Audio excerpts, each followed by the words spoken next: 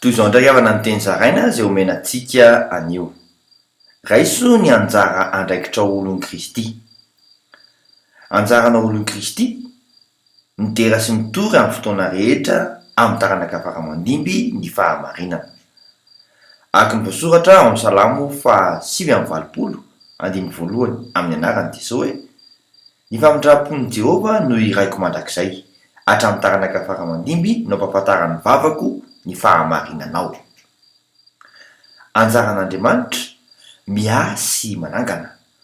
Araka ny amin'ny Salamo 8:7 amin'ny anaran'i Jesosy hoe: efa nanao fanekena tamin'ny voafitoko aho, iny efa nianina tamin'ny Davida mpanompoko aho, hoe ampitoetra ny taranaka ao mandrakizay aho, ka nangana sendra fiandriananao hatramin'ny taranaka faramandimby. Kristy no fahamarinana. Vavaka isika ray eo, satria hoy ianao: katsao aloha ny fanjakako sy ny fahamarinako, dia hanampy anareo aho, dia ity aho manaiko hiraka ao amin'ny anaran'i Jesosy Kristy velona avy any Nazareta. Amen. Mandram-piaona tompoko, fiadanane.